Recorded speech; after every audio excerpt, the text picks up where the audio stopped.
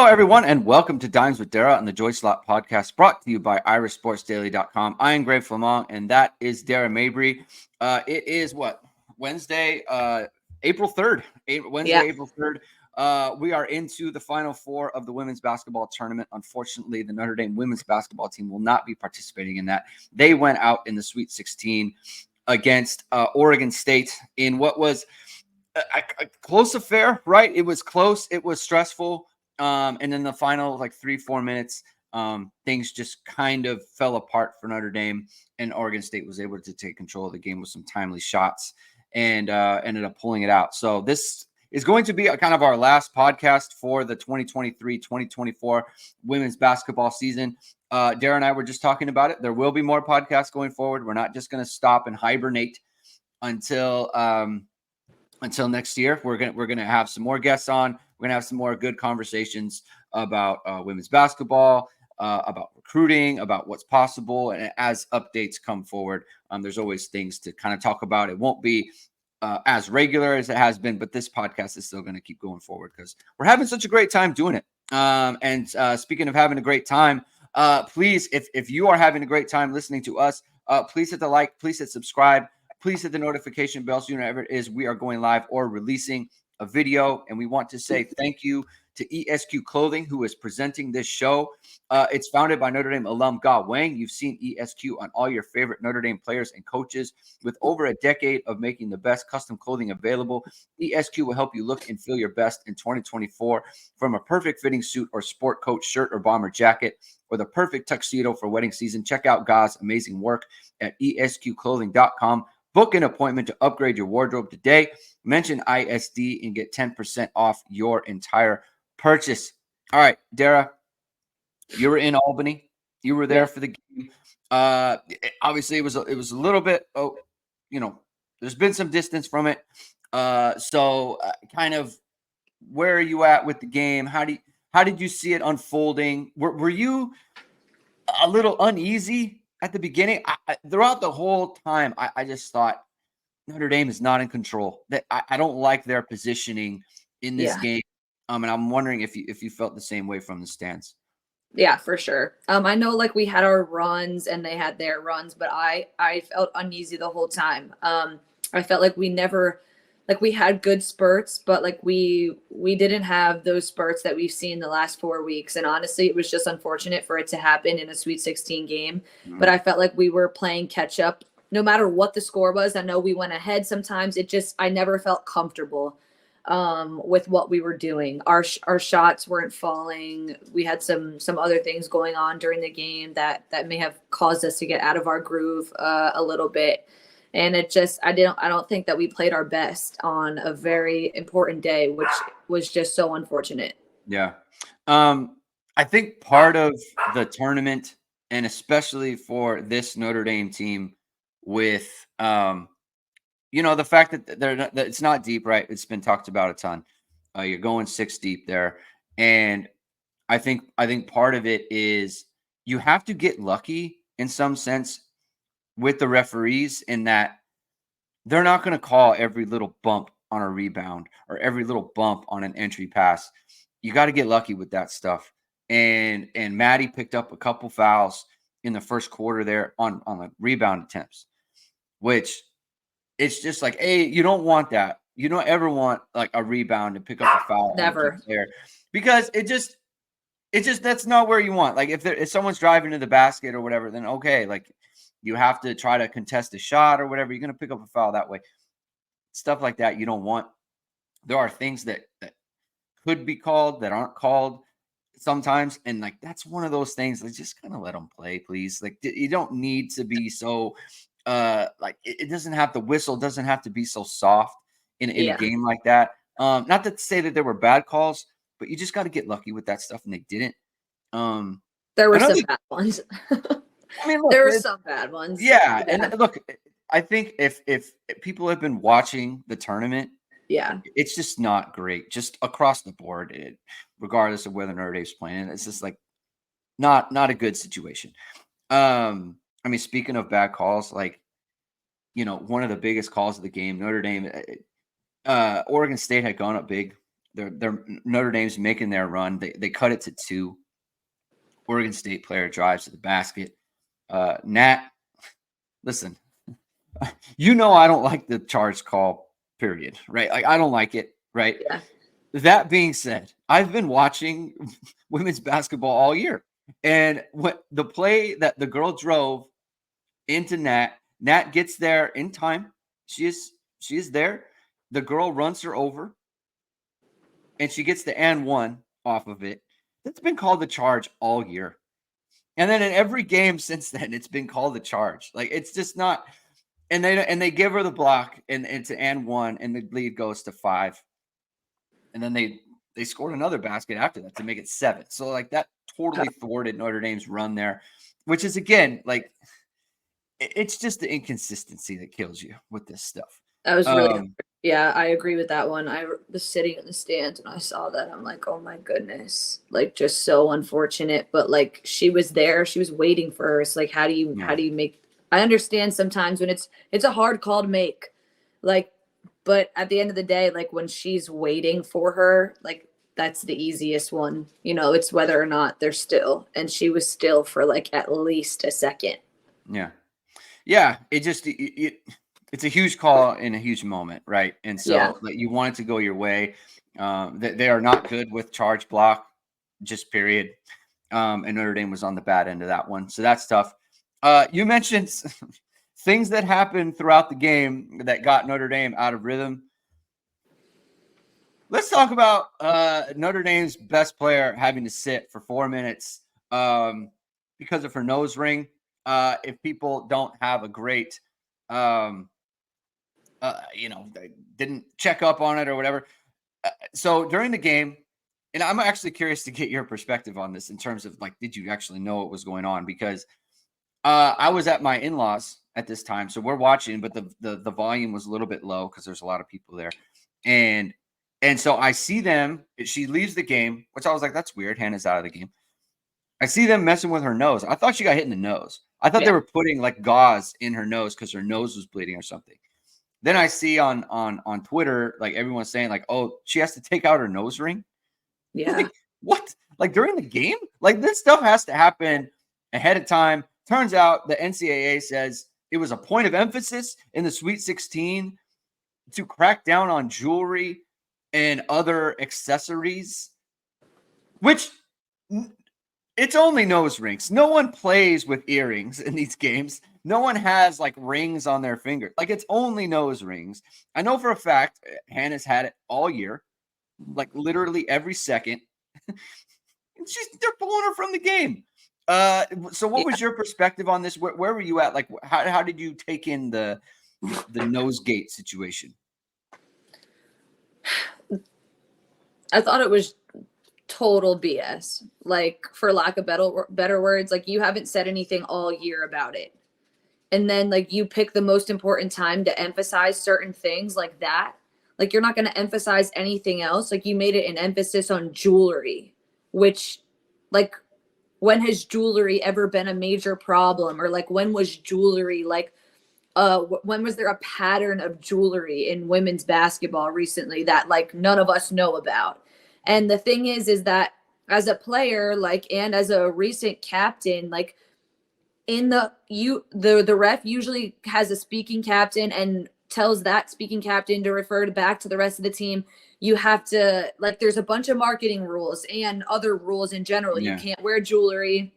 You can't have like your logo showing more than once. And there's also a color rule. But my point is that there's multiple times where this is verbalized and it's in the captain's huddle. It's one-on-one with the ref and it's before the ball tips. That's 3 opportunities to tell someone to do something, whether it's taking out a nose ring or covering one more Under Armour sign because you can't have multiple showing because of marketing rules. Like you have 3 opportunities as an official, as a staff, as the NCAA, like because there's other officials on the sidelines too, like at the scorer's table. There's more people that are working with the officials, and like to do that mid-game in the Sweet 16 after she's played 30 plus games with it the entire year is absolutely ridiculous.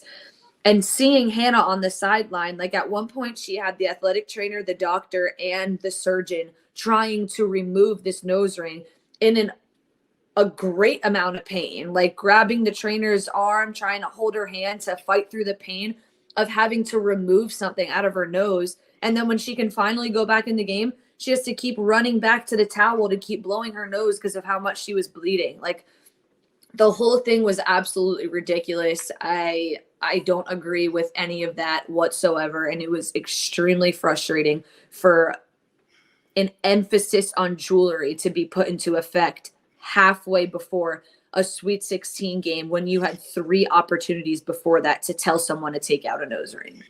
And further context to this is Hannah told ESPN afterwards that they approached her before the game and she asked, "Can I cover it?" Right? "Can I cover it?" Because actually during the game, I noticed it was covered because I was like, "Wow, she covered she covered her thing." Like I was like, I don't think she's been doing that all year. I know that I've noticed it, and I was like, "Oh, she covered it." And so when they took her out, I was like, "Oh, like it kind of clicked in my mind." If they told her ahead of time, you can cover it, and then during the game you say, "No, actually, it has to come out." That's unacceptable. It's unacceptable. You had a chance. You can't punish the player for seeking guidance from you, and then she gets guidance, and then you make her sit. And then and a lot of people were telling me, like, you know, she should have just, if it was anything before the game, she should have just taken it out just to be safe. But I think the point of asking, and the thing that I understand on her end, and like, can I cover it instead, is because, like you said, you can't just take it out. It's not like in your ear where you just take off the thing and take it out. Like, obviously there's a process. Like if I can bypass that, I would love to, right? And they gave her that opportunity, and then they went the extra step of saying, actually, no, you have to leave the game and you cannot come back until this is taken care of. It's again, it's unacceptable. You cannot impact the actual game action in that way over something that is a policy that is in place to protect no one, that affects no one. It does not affect gameplay. I mean, this is the same organization that's out there that can't get the 3-point line correct in Portland, which actually does affect gameplay. And they went out there and played. They went out there and played a game when the coaches said that's okay to play an actual game when the 3-point lines aren't to standard and they aren't where they're supposed to be. They, in that situation, they said, you know what? It's too late to fix this. We're going to play with a flawed court. A flawed court. Yet Hannah Hidalgo has to sit with a nose ring that affects 0 people. Yeah. 0 anyone. It's insane and mind-boggling and unacceptable. It is clear. It is unacceptable. I don't know how much it affected anything because it's unknowable. The fact is, who knows what she would have done? She had to leave the game. It happened. There's no way to play the game in a simulated situation. Yeah. Unacceptable outcome. I'm curious to get your thoughts on this next thing, which is the way that beers affected the game inside. Yeah. I didn't think this ahead of time, but it just seemed like, man, Kylie not being available to play inside here really, really hurts. Just from a big body standpoint, just being able to keep her at bay. Yeah, I would like your kind of thoughts on that. Yeah, I mean, obviously, like Nat and Kylie are good at different things. They're both post players, but they're good at different things. And I think Kylie's body and her physicality down low would have helped a lot because we had to double down a lot. And whereas I think like if Kylie was there, we might have had to double down because that girl is really good and she's a good passer. She could kick it out to 3 and go inside out, which obviously helped them a lot because they had really good 3-point shooters. So not having Kylie definitely hurt us because we had to double down. And it also just puts Maddie and Nat in a position to play defense like they don't have to foul, you know, like which has been the story of us. But like now is really evident because we ran into a really dominant post player that can score but can also pass it out, which is really tough. Like you got to pick which one you're going to do. And on top of it, she had a really good game. And they hit a lot of threes, especially late. Those 2 threes in the fourth quarter were just killer. So unfortunate. But yeah, lacking Kylie, I think was definitely evident in this matchup. They just kept going to her, and she's big and strong, and she made good decisions. So that was a tough matchup for us. It hurt us. You know, you said made threes at the end. I think it's such a cliche in basketball in that it's make or miss, right? So you go down, 4 minutes left in the game. It's like 3.5 minutes left. And Notre Dame had 2 opportunities to extend and make it a 2-possession game, a 2-possession lead for them. Sony had a shot that she missed. And then Hannah gets a steal in transition. She pulls it for a 3 and she misses, right? So it's at 59-57. And then they come down, hit the 3 to make it 60-59. They take the lead that they never relinquish after that. And it's just like, if Notre Dame, if Sony hits the shot, they get a stop. The lead can be 4. They get the steal. Hannah hits the 3. It leads 7, right? You could be up by 7. And now you're totally in control of the situation. And that's obviously not how it went, right? And so there's all these other things that happen. And it's just a situation where you missed 2 and they made 1 and they went on and won the game. And that's the difference between, advancing onto the Elite 8 and losing the basketball game, right? And I think to the credit of Notre Dame, I thought Maddie played a great basketball game, just in so many aspects. I thought Sony, prior to, she was like 9 of 21 at one point. And at that point, I thought, man, she's really playing great basketball. She missed a bunch down the stretch. And that's kind of what everyone remembers because, those were the critical moments, right? That ended up being decisive in the loss. But like it's in between that, I thought the way that Oregon State was able to control action, they were ready to run away from Notre Dame. They didn't. I thought Anna DeWolf played a great basketball game, exactly what they needed from her in that moment. And I thought it was a great moment for her just in terms of like, hey, the team needed her to step up. She was 5 and 9, scored 12 points. She had a couple threes. She had a critical jumper as well, just like kind of at the elbow that kept Notre Dame in touch there. So I thought she played a great basketball game. Obviously, Hannah struggled, right? Ended up 4-17, but that like the last bucket was kind of at the end when the game was decided. 3-16 proper. I'm annoyed at myself because we've been talking about her jumper all year and how it's just like it hasn't been there for the past couple months, really. Like it just hasn't been there, but she's been able to get to the basket and score that way. She's very good at attacking, but with Oregon State and their inside presence, just couldn't get to the basket as easily. Those tough shots become like blocks, just getting it over there.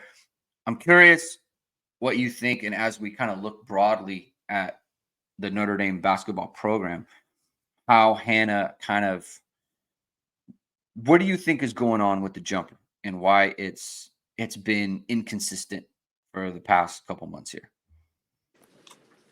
I think obviously people have scouted more, so they come up and they show more, which causes her to have to alter her shot, make it a little unorthodox, or have to drive to the basket into the trees, which makes it tougher as well. Granted, she's a freshman, and that's an adjustment she's going to have to make, which I'm sure she will. But like specifically in the Oregon State game, nothing was happening, and I think that collectively we've played so well up to Oregon State that she didn't have to force free throw jumper after free throw jumper, contested elbow jumper, all those. She didn't have to do that as much because Maddie, Sonia, AD, everybody was contributing that from top to bottom. We had contributions from everywhere. And then in Oregon State, we run into adversity. No one can make a shot, including her. We're missing bunnies. We're missing shots that we always make. We're running easier sets, getting great shots, but they're just not falling, which then causes her to have to shoot more. Hers isn't falling. pressing the issue, that kind of thing. So I think that's an adjustment. Maybe there's some different options, but she's also, I think, if you look broadly, like you said, at next year, like when Olivia's back, she's not going to have to do that as much, and it's gonna, maybe she'll get some more open threes, which would be a lot easier from her. I think some pressure will be taken off of her looking broadly into next year. Okay, let's kind of continue on that track for a second. How do you think Olivia and Hannah will coexist in the backcourt together? Both like the ball in their hands. Both like to create off the dribble. Both like to attack the basket. How do you feel like that? How do you feel like that fit will work itself out? I think obviously it's going to be an adjustment. Like who makes the biggest adjustment? I think the bigger adjustment that's going to have to be made is Hannah moving over to the 2, because if you think about it, Liv is going back into her niche at the 1 with teammates that she's been playing with for a while and knows. Obviously, the chemistry is a little bit different because you're taking 2 superstars and putting them together. But I think they'll be fine. They're going to make it work. Like Hannah already got some pressure taken off of her once everyone else started contributing. So like imagine, she's picking up playing full court defense every single possession. She might be able to do that, and now she might be able to go play the 2. Where she can get a little bit of wind. It's pressure taken off of her, especially only as a sophomore. And Olivia is going to make her better because that's just what Olivia Miles does. Like she makes everybody around her better. But vice versa, it's going to be good for Olivia too, because then Hannah can run the 1 sometimes. Like if Olivia needs a break, if she needs to, if it's more useful for her to be in the corner and take up space that for Maddie to get an open post look, or Nat or anybody, like then it could work like that. Obviously there's going to be more sharing. Like there's going to be, if Maddie comes back, if you look at, that potential starting lineup, Olivia, Hannah, Maddie, Sonia, that's a lot of points and that's a lot of opportunities, and it's going to be a different superstar any other night, so people are going to have to be okay with maybe Sonia has 30 and Hannah has 10. Maybe Olivia has 26, Maddie has 21. But that's the beauty of it. And that's the best part about Notre Dame is that Coach McGraw and Niel and their whole staff have been able to work with that many superstars. And that's what has made them, I think they have their best shot at the national championship, I think, is when they have that solid 4 coming back. That's going to be incredible. And then whatever, everyone else decides to do. I know Nat has another year left. I'm sure we'll be finding all of this out soon, but that team next year is going to be unbelievable, I think. I think from a rebounding perspective too, right? They get bogged down sometimes, and I think Liv is such a good rebounder. I think Sony underrated rebounder. Yeah, and Sony, it really improved in that area this year as well. And so being able to run, like we talked about, anytime they got out and were able to run on Oregon State, it was fruitful, right? Yeah. And I think people talked about look, you win 26-5 in turnovers, you should win the game. But that being said, a lot of those are travels, or basically they're not getting steals, right? They're that we're converting turnovers to points. Yeah, you're just coming back and running your offense, right? Whereas if you get a steal, you can actually get out in transition. I mean, Notre Dame killed them in transition. That's why they got back in the game the way that they did, right? So it was kind of what we talked about beforehand. They just didn't get enough transition opportunities, and that really presents itself when you have Liv getting the ball and getting out on the break, right? Or Sony or whoever it may be. And plus, just a quality player, right? A national player that you kind of add to the lineup. Speaking of next year, we saw Kate Koval in the McDonald's All-American game. How good is she? How good is she? How good could she? I saw your eyes light up there. How much do you think she can impact? Just kind of, Yeah. maybe too early to say, but how much do you think she can impact the team next year? My eyes lit up because everyone's really excited for her to get to Notre Dame. She's really good. She has good feel for the game. She can pass out of the post. She makes her teammates better. From what I've seen, it looks like her teammates really enjoy playing with her. And she's just good. She's solid. She's a really big body, and it's just a big post presence, which I think is going to help us so much. So really excited for her. I think she'll make an immediate impact. And she can also shoot, which is great. So you can't sit in the paint sometimes. We saw that last year. It's going to make the other post players have to go out and guard her, which makes it even better. Because, I mean, we saw how good Maddie and Hannah were in the pick and pop situation.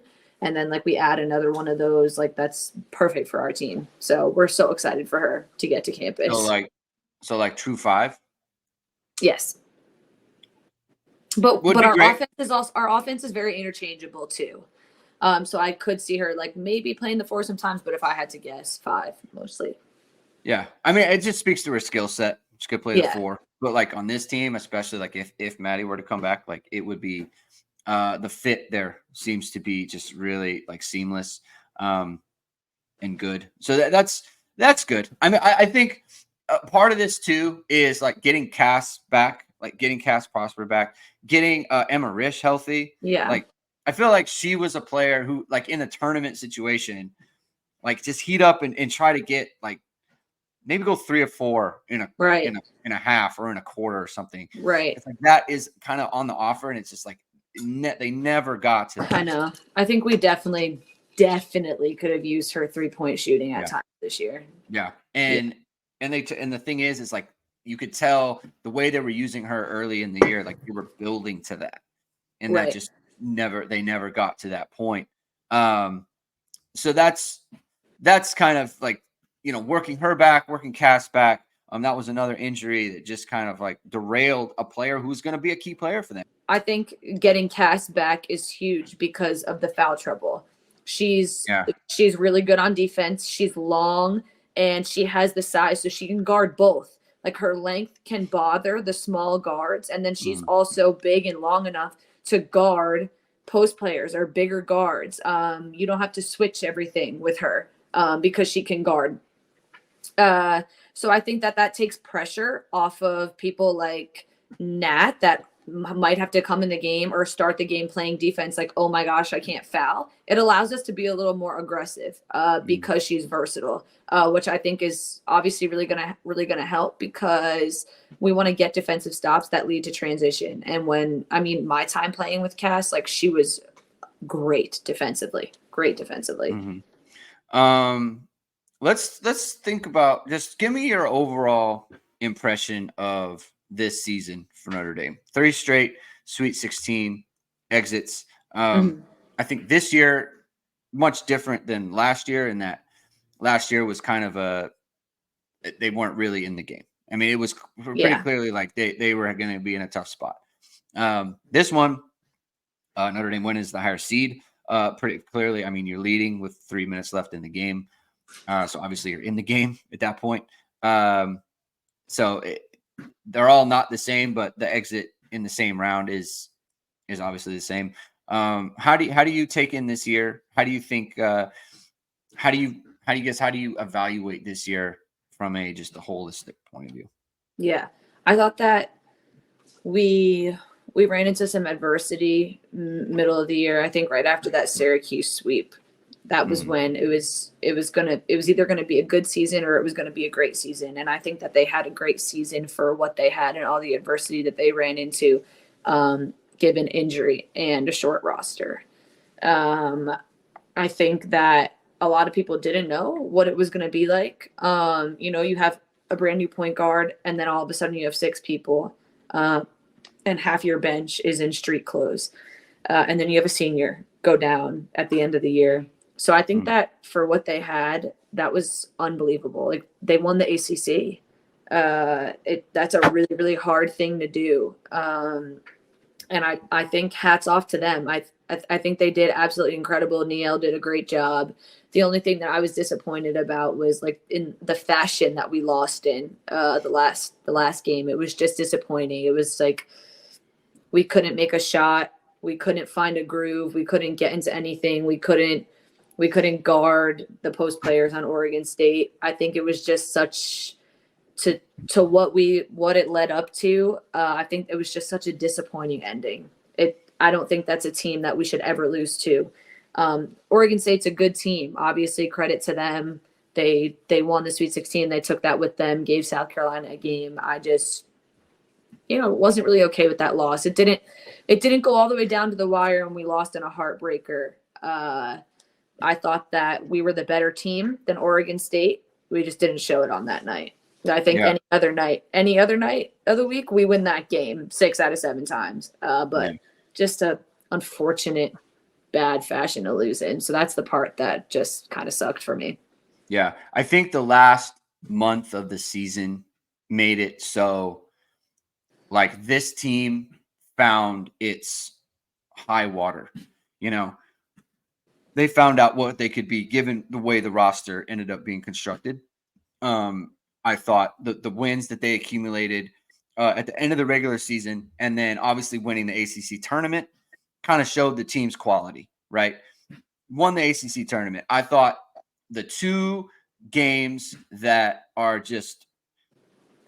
really hurt are the NC State loss at home, which is a really bad performance. Like that one was like, hey, like that's not okay. Yeah. And then this one, the last one, that's obviously okay, right? Like Oregon State is a good team. That's a good basketball team, right? Just watching them play. Not just that, but they're like a mentally strong team as well. Like they had a lot of senior leadership too. Yeah, quality program, no shame, right? In losing to them, and I think that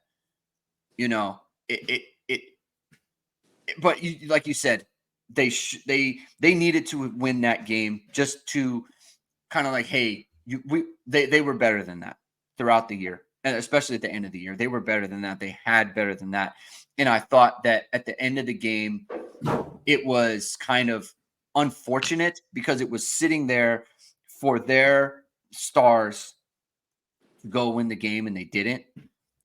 Which I don't think it diminishes what they did in the last month, but for them, I'm upset for them because it was like this team, like they had played so well to get themselves to that point in a situation where they didn't have their best stuff and they still found a way to be in that spot. And I thought that was a testament to them. I thought that was a testament to Niele Ivey's coaching. And I think that the season needed to be capped off by them finding a way to win that game. And they did. And that really hurts. So Agreed. Yeah. That's kind of how I feel about that. Final Four, interested in your thoughts on that as we wrap up here. Obviously, let's see. NC State is going to be playing South Carolina, which don't like NC State being in that position. I'm just going to be honest. Like, it really hurts my feelings. Don't like that. And then you've got UConn against Iowa. Interested in your thoughts. I think South Carolina is going to take that one. Agree. I think they're going to take that one.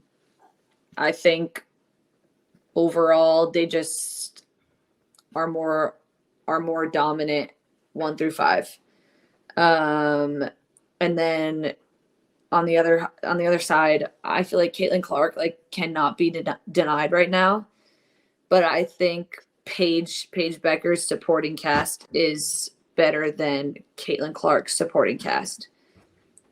Given that, I wouldn't be surprised if Caitlin Clark goes for another 40 again. But I think that's going to be a really good matchup. I don't know right now who I have with that one, just because I think that for what UConn has and what Iowa has, it's going to be even. But then part of me is I feel like Caitlin Clark is taking this thing all the way, and she absolutely can't be denied, especially because she's not coming back. So yeah. I don't know. With that being said, Paige is an all-time great as well. So we'll see. I think I'm more excited about that game than I am for for NC State, South Carolina. For sure. I'd be stunned if South Carolina gave it up to NC State. I just would. They're just built different. The thing is, man, like UConn has had this like Paige Beckers is the best player in the nation thing going on, like a chip on their shoulder, and Gino especially has had that, right? Like there's something simmering there, and I think there's like they've got the chip, man, and I think that matters. I think that team will rally around Paige. And look, Paige was nails at the end of that game. I mean, she really made the plays against USC to win that game. She was big, yeah. And if Leah Edwards plays as well as she did, man, she's tough. She is tough. So I don't know, man. I just like Gino. I feel like Gino's going to have something for Caitlin. I did not understand how LSU was trying to defend Caitlin, like drop coverage, like every single time down. I don't understand how like you ever allow her to come off a screen and the big is not standing there with a hand in her face. Insane. Don't get it. Like that's crazy to me. And obviously she burned him for 41 points. So you know, I just don't think Gino's gonna allow her to do that. Okay, so I'm very excited for UConn and Iowa. I think that's going to be a great basketball game. Very excited to see that. So that'll do it for this show. That'll do it for our coverage of the 23-24 season. Notre Dame goes out in the Sweet 16 again. We're gonna keep going. We're gonna, like I said, we're gonna have more episodes and that sort of thing. But Dara, it wraps our first year. I had so much fun talking to you about women's basketball. Me too. It was great. I love our conversations. I love our text messages when you become unhinged. It's my favorite, Dara. But it's great. I dove kind of into the women's game this year, and it was so like rewarding and enjoyable, and I had such a good time. And it's like a great time for it. Like women's basketball is really exploding. 12.3 million people watched an Elite Eight game. So that's awesome. So we'll be back for more episodes. Thank you, everyone, for tuning in. If you want to catch the wave, if you want to ride the wave of women's basketball, please subscribe to this channel. Please hit the like on this video. Please hit the notification bell soon, whenever it is. We are going live. We'll be back soon. We'll let you know. And in the meantime, Dara, what are we going to do? Keep getting buckets and stay tuned. Come back for more. All right.